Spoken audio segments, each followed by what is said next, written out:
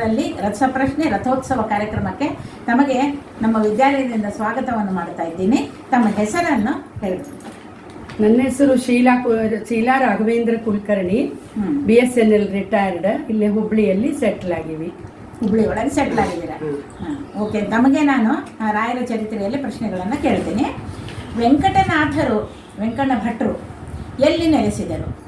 ವೆಂಕಟನಾಥರು ಎಲ್ಲಿ ನೆಲೆಸಿದರು?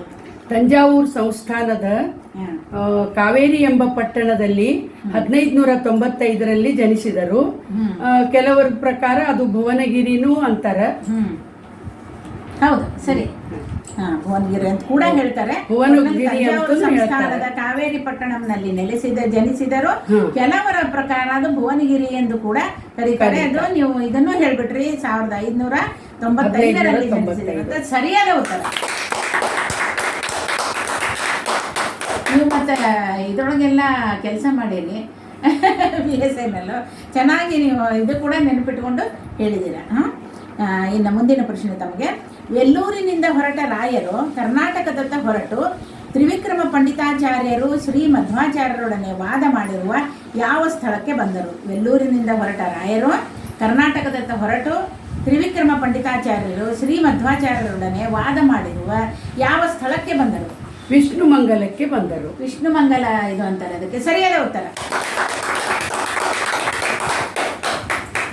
ಇನ್ನು ಮೂರನೇ ಪ್ರಶ್ನೆ ತಮಗೆ. ಘೋರ ಘನವಾದ ರಥವೆಂದು ಯಾವುದಕ್ಕೆ ಹೇಳಲಾಗಿದೆ? ಘೋರ ಘನವಾದ ರಥವೆಂದು ಯಾವುದಕ್ಕೆ ಹೇಳಲಾಗಿದೆ? ಅತಿಯಾದ ಕಷ್ಟವನ್ನು ಅನುಭವಿಸುವ ಸಂಸಾರ ಸಾಗರಕ್ಕೆ ಘನಘೋರ ರಥವೆಂದು ಹೇಳಲಾಗಿದೆ ಅಲ್ವಾ? ಅದಕ್ಕಿಂತ ಏನಂದ್ರೆ ಹೇಳ್ತಾರೆ, ಭವಸಾಗರವೇ ಭಯಂಕರವಾದ ಕಷ್ಟದ್ದು. ಯಾಕಂದ್ರೆ ಏನ್ರಿ ಒಂದ ಎರಡ ದಿನಂಪ್ರತಿ ನಾವು ಎಷ್ಟು ಹೇಳ್ತಾ ಇರ್ತೀವಿ ಗೊತ್ತಿರುತ್ತೆ. ಅಂಥ ಒಂದು ನಿತ್ಯವೂ ಕಷ್ಟವನ್ನು ಅನುಭವಿಸುವ ಸಂಸಾರ ಸಾಗರವನ್ನು ಘೋರ ಘನವಾದ ರಥವೆಂದು ಹೇಳಲಾಗಿದೆ. ಸರಿಯಾದ ಉತ್ತರ.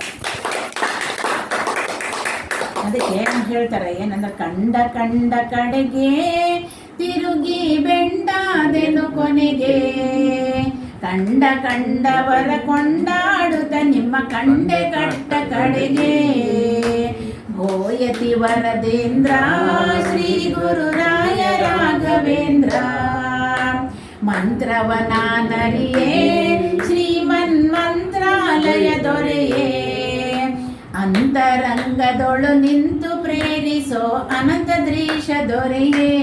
ಒಳಗೆ ನಿಂತು ಪ್ರೇರಣೆ ಮಾಡಿ ಅನುಗ್ರಹವನ್ನು ಮಾಡ್ತಾರೆ ರಾಯರು. ಅದಕ್ಕೆ ಎಲ್ಲೆಲ್ಲ ಯಾಕೆ ಹೋಗ್ತೀರಿ? ಆ ಜ್ಯೋತಿಷರು, ಈ ಜ್ಯೋತಿಷರು, ಇದು ಏನು ಬೇಡ. ರಾಯರನ್ನ ಹತ್ರ ಬೇಡ್ಕೊಂಡ್ಬಿಟ್ರೆ ಸಾಕು, ಮನಸ್ಸಿನಲ್ಲಿ ಅಂದ್ಕೊಂಡ್ರೆ ಸಾಕು, ಅವರು ನೆರವೇರಿಸಿಬಿಡ್ತಾರೆ. ಈ ಒಂದು ಈ ಸಂದೇಶ ಎಲ್ರಿಗೂ ನಾ ಕೊಡೋಕ್ಕೆ ಇಷ್ಟಪಡ್ತೀನಿ. ಯಾಕೆಂದರೆ ಸುಮ್ಮನೆ ಎಲ್ಲೆಲ್ಲ ಹೋಗಿ ವ್ರತ ಬಳಲಬೇಡ್ರಿ. ನಮಗೆ ರಾಯರಿದ್ದಾರೆ, ಮಹಾನುಭಾವರಿದ್ದಾರೆ. ಕಲಿಯುಗದೊಳಗೆ ಅಂಥ ಮಹಾನುಭಾವ ಗುರುಗಳು ನಮಗೆ ಸಿಕ್ಕಿದ್ದು ನಮ್ಮ ಏನಂದ್ರೆ ನಾವು ಮಾಡಿರೋ ಅನಂತ ಪುಣ್ಯ ಅಂತಲೇ ಹೇಳ್ಬೋದು. ಅಂತ ರಾಯರು ಸಿಕ್ಕಿದ್ದಾರೆ. ಎಲ್ಲರೂ ಅವರನ್ನು ನಂಬ್ರಿ, ಅದರಂತೆ ನಡೀರಿ, ಎಲ್ರಿಗೂ ಒಳ್ಳೆಯದಾಗತ್ತೆ ಅಂತ ಒಂದು ಸಂದೇಶವನ್ನು ನಾನು ಹೇಳ್ತಾ ಇದ್ದೀನಿ. ಕೊನೆ ಪ್ರಶ್ನೆಗೆ ಹೋಗೋಕ್ಕಿಂತ ಮೊದಲು, ನಾವೆಲ್ಲ ಮೊದಲಿಂದ ಇದ್ದವರು, ಒಂದೇ ಕಡೆಗಿದ್ದವರು ಬಾಂಬೆಯಲ್ಲಿ. ನಾವು ಬದರಿ ಯಾತ್ರೆಗೆ ಹೋಗಿದ್ವಿ. ಆ ಪ್ರಸಂಗವನ್ನು ನನಗೆ ಸ್ವಲ್ಪ ಜ್ಞಾಪಕ ಆಗ್ತಾ ಇದೆ. ಆಮೇಲೆ ಬೆಂಗಳೂರಿಗೆ ಏನಂದರೆ ಬಂದಿದ್ವಿ. ಅಲ್ಲಿಂದ ನಾವು ಬದರಿ ಯಾತ್ರೆಗೆ ಹೋಗಿದ್ವಿ ಒಂದು ಟೀಮ್ ಮಾಡಿಕೊಂಡು. ಅದರಲ್ಲಿ ನಿಮ್ಮ ಅತ್ತೆಯವರು ಕೂಡ ಬಂದಿದ್ದರು. ಅವ್ರ ಏಜ್ ಏನು ಅಂಥದ್ದು, ಅವರ ಒಂದು ಉತ್ಸಾಹ ಎಲ್ಲದರಲ್ಲೂ ಪಾರ್ಟಿಸಿಪೇಟ್ ಮಾಡೋರು. ಎಲ್ಲರೂ ಹೇಳೋಕ್ಕಿಂತ ಮುಂಚೆ ಎದ್ದು ಬಿಡೋರು. ಆಮೇಲೆ ಮೊದಲು ತೀರ್ಥ ತಗೊಂಡು ಹೌದು. ಆಮೇಲೆ ನನಗೆ ತುಂಬ ಆಶ್ಚರ್ಯಕರವಾಗಿದ್ದು ಮತ್ತು ಅವರ ವೈರಾಗ್ಯವನ್ನು ನಾನು ಏನು ನೆನೆಸ್ಕೊತೀನಿ ಅಂತಂದರೆ, ಬದರಿ ಯಾತ್ರೆಗೆ ಹೋದಾಗ ಅಲ್ಲಿ ಅಲಕನಂದ ಸ್ನಾನ -ಡಿಗ್ರಿಯಲ್ಲಿ ಇವರೆಲ್ಲ ಸ್ನಾನ ಮಾಡಿದರು. ಇದು ಸ್ವಲ್ಪ ವಯಸ್ಸಿರೋರು ಅಂತಂದರೆ ಅವರು ಇಲ್ಲ, ನಾನು ಸ್ನಾನ ಮಾಡ್ತೀನಿ, ಬ್ರಾಹ್ಮಣರಿದ್ದೀರಿ 4 ಜನ ಹಿಡೀರಿ. ಏನಂದ್ರೆ ಏನು ಫೋರ್ಸ್ ಭಾಳ, ಏನು ಕೋಲ್ಡ್ ವಾಟರ್, ಕೋಲ್ಡ್, ಅದು ಸ್ವಲ್ಪ ಮೈ ಕೈ ಎಲ್ಲ ಮರಗಟ್ಟು ಬಿಡ್ತದೆ. ಹಂಗಂತ ನೀವು ರಿಸ್ಕ್ ತಗೋಬೇಡ್ರಿ ಹುಡುಗರು ನೀವು ಅಂತ ಹೇಳಿ, ಸಪೋಸ್ ನಿಮಗೆ ನನ್ನ ಉಳಿಸ್ಲಿಕ್ಕೆ ಅಂದ್ರೆ ಎತ್ಕೊಂಡು ಬರ್ಲಿಕ್ಕೆ ಆಗಲಿಲ್ಲ ಅಂದ್ರೆ ಬಿಟ್ಟು ಬಿಡ್ರಿ ಅಂದ್ರು. ಅಂತ ವೈರಾಗ್ಯ ಯಾರಿಗೆ ಧೈರ್ಯ ಬಿಡ್ರಿ, ಮೆಚ್ಚಬೇಕು. ಅದು ವೈರಾಗ್ಯ ರೀ ಅಲ್ವಾ? ಅಷ್ಟೆಲ್ಲ ಯಾತ್ರೆ ಎಲ್ಲ ಮಾಡ್ಕೊಂಡ್ ಬಂದಿದ್ದು ಏನಾದ್ರೂ ಆಗ್ಲಿ ಅಂತಂದ್ರ ಅವರು ಅಂದ್ರೆ ಇದ್ರ ಮೇಲೆ ವ್ಯಾಮೋಹ ಹೋಗ್ಬಿಟ್ಟಿತ್ತು ಅವ್ರಿಗೆ. ವ್ಯಾಮೋಹ ಹೋಗಿ ಇಂಥ ಒಳ್ಳೆ ಕ್ಷೇತ್ರದಲ್ಲಿ ಏನಂದ್ರೆ ನೀವೆಲ್ಲ ಇದ್ದೀರಪ್ಪ ಹುಡುಗರುಗಳು, ನೀವು ಮಾತ್ರ ರಿಸ್ಕ್ ತಗೋಬೇಡ್ರಿ ಹೇಳಿದ್ ನನಗೆ ಬಹಳ ನೆನಪಿದೆ ಅಂತ ಒಂದು ಮತ್ತೆಯವರು. ಈಗ ಅವರು ಇಲ್ಲ ಅಲ್ವಾ, ಈಗ ತೀರ್ಕೊಂಡಿದ್ದಾರೆ. 8 ವರ್ಷ ಆಯ್ತು. 8 ವರ್ಷ ಆಯ್ತು. ಆದ್ರೆ ಎಲ್ಲಾ ಕ್ಷೇತ್ರಗಳ ದರ್ಶನವನ್ನ ಮಾಡಿದಾರೆ ಆಲ್ಮೋಸ್ಟ್ ಮೋಸ್ಟ್ಲಿ ಎಲ್ಲ. ಆಮೇಲೆ ಅಷ್ಟೇ ಅಲ್ಲ, ಇವರೆಲ್ಲ ಯಾವ್ಯಾವ ಅಲ್ಲಿ ತೀರ್ಥಗಳು ಇದನ್ನ ಅಲ್ಲಿ ಎಲ್ಲಿ ಸ್ನಾನ ಮಾಡಕ್ ಹೋಗ್ತಾರ ಪಾಪ ಅವರು ಹೋಗ್ಬಿಡೋರು, ಅಷ್ಟು ಆಕ್ಟಿವ್ ಆಗಿದ್ರು ಆ ಒಂದು ವಯಸ್ಸು. ಖುಷಿ ಅವ್ರಿಗೆ ಒಂಥರ. ಅದಕ್ಕೆ ಏನು ಹೇಳಲಿಕ್ಕೆ ಇಷ್ಟಪಡ್ತೀರಿ ನೀವು ನಿಮ್ಮ ಅತ್ತೆಯವ್ರ ಬಗ್ಗೆ ಒಂದೆರಡು? ಅದೇ ಹೇಳಿದೆ, ಅವ್ರದ್ದು ಧೈರ್ಯನೇ ಮೆಚ್ಚಬೇಕು. ಭಾರಿ ಧೈರ್ಯ ಅವರು, ಒಂಚೂರು ಇದಿಲ್ಲ, ಅಳಕಿಲ್ಲ ಏನು ಇಲ್ಲ. ಮತ್ತೆ ಅದಕ್ಕೆ ಅಷ್ಟು ಕೋಲ್ಡ್ ವಾಟರ್ನ್ಯಾಗ ಬ್ಯಾಡ್ ಅಂದ್ರು ಕೇಳಲಿಲ್ಲಲ್ಲ. ಹೌದೌದು, ನಮಗೆ ಭಯ ಆಗ್ತಿತ್ತು, ಯಾಕಪ್ಪ ಅದನ್ನ ಹೇಳ್ರಿ. ಎಲ್ಲಾ ಬಾಡಿ ಮರಗಟ್ಟು ಬಿಟ್ಟಿತ್ತು ಪಾಪ ಎಲ್ಲಾರು ಕೂಡ ಮತ್ತೆಲ್ಲ. ಹೌದೌದು, ಇದಾಯ್ತು. ಅಂದ್ರೆ ಅವ್ ಎಲ್ಲಕ್ಕಿಂತ ಹೆಚ್ಚು ಅವ್ರದ್ದು ಮನೋಸ್ಥೈರ್ಯ ಮತ್ತು ವೈರಾಗ್ಯ ಭಾವ, ಅದನ್ನ ಮಾತ್ರ ನಾವು ಕೊಂಡಾಗ ಅಲ್ವಾ. ಅದು ಎಲ್ರಿಗೂ ಬರಲ್ಲ.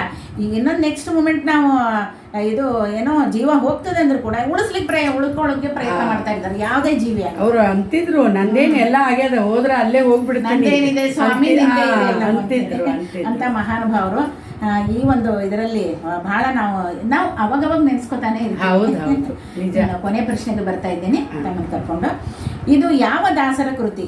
ಮುನಿಯ ನೋಡಿರೋ ಮುಕುತಿ ಧನವ ಬೇಡಿರೋ, ಮುನಿಯ ನೋಡಿರೋ ಮುಕುತಿ ಧನವ ಬೇಡಿರೋ ಅಂತ ಇದು ಯಾವ ದಾಸರ ಕೃತಿ? ಗೋಪಾಲ ದಾಸರ ಕೃತಿ. ಇಂಥವೆಲ್ಲ ಅವರೆಲ್ಲ ಇನ್ಯಾರು ಮಾಡಿದ್ದಾರೆ, ಸರಿಯಾಗಿ ಓದ್ತಾರೆ.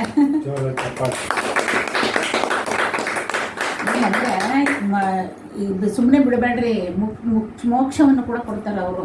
ಅಂದ್ರೇನೋ ಆ ಮಾರ್ಗಕ್ಕೆ ಹಾಕ್ತಾರೆ ಅವರು. ಎಸ್ ಅಂದಿದ್ದನ್ನ ಈಗೇನು ನೋಡ್ರಿ, ಹನುಮನ ಮತವೇ ಹರಿಯ ಮತ ಅಂತ ವಿಶೇಷವಾಗಿ ಇವರಲ್ಲಿ ನಿಂತು ಹನುಮನ ಮತವು ಹರಿಗೆ ಸಮ್ಮತವು. ಅಂದ್ರೆ ಇವ್ರು ಹೆಂಗಂದ್ರೆ ಅಷ್ಟು ಒಂದು ಕರೆಕ್ಟ್ ಇದ್ದದನ್ನೇ ಅವರು ಇದು ಮಾಡ್ತಾರೆ, ಅಂತ ದಾರಿಗೆ ತಗೊಂಡ್ಬರ್ತಾರೆ. ಅವ್ರನ್ನ ಸಜ್ಜನರನ್ನ ಮಾಡ್ತಾರೆ, ನಮಗೆ ಕೈವಲ್ಯ ಸಾಧನವನ್ನು ತೋರಿಸ್ಕೊಡ್ತಾರೆ. ಬಂದು ತಾವು ಈ ಒಂದು ನಿಮ್ಮ ಮನೆಯಲ್ಲಿ ಈ ಒಂದು ರಥೋತ್ಸವ, ನಿಮ್ಮ ಮನೆ ಮುಂದೆ ಬಂದಿದೆ ರಥೋತ್ಸವ, ಅದರಲ್ಲಿ ಪಾಲ್ಗೊಂಡು ನೀವು ಎಲ್ಲ ಪ್ರಶ್ನೆಗಳಿಗೂ ಒಳ್ಳೆ ಚೆನ್ನಾಗಿ ಉತ್ತರವನ್ನು ಹೇಳಿದ್ರಿ. ಮತ್ತು ನಿಮ್ಮ ಅತ್ತೆಯವರ ಬಗ್ಗೆ ಇವತ್ತು ನೆನೆಸ್ಕೊಂಡಿದ್ದು ನಿಜಕ್ಕೂ ನಮಗೆ ಬಹಳ ಒಂದು ಸಂತೋಷ ಆಗಿದೆ. ಅವ್ರ ಹೆಸರು ಏನಿತ್ತು? ಇಂದಿರಾಬಾಯಿ ಕುಲಕರ್ಣಿ. ಓಕೆ, ಅವ್ರಿಗೂ ಮತ್ತು ಎಲ್ಲಿದ್ದಾರೋ ಅವ್ರಿಗೆ ಒಂದು ಆನಂದವನ್ನ ಕೊಡ್ಲಿ ರಾಯರು ಅಂತ ಹೇಳಿ, ಒಳ್ಳೆ ಜನ್ಮದಲ್ಲೇ ಬಂದಿರ್ತಾರೆ ಅವರು, ಏನು ಡೌಟೇ ಇಲ್ಲ. ಎಲ್ಲೇ ಇದ್ರು ಯಾರು ಎಲ್ಲೇ ಇರಲಿ ಹೇಗೆ ಇರಲಿ, ಏನಂದ್ರೆ ರಾಯರು ಒಂದು ಅನುಗ್ರಹಕ್ಕೆ ಪಾತ್ರರಾಗಿರಲಿ ಅಂತ ಹೇಳಿ ನಾವು ಏನಂದ್ರೆ ಈ ರಥೋತ್ಸವಕ್ಕೆ ತಾವು ಬಂದು ಪಾಲ್ಗೊಂಡಿದ್ದಕ್ಕೆ ತಮಗೆ ಅನಂತ ಧನ್ಯವಾದ. ನಿಮಗೂ ಎಲ್ಲರಿಗೂ ಧನ್ಯವಾದಗಳು.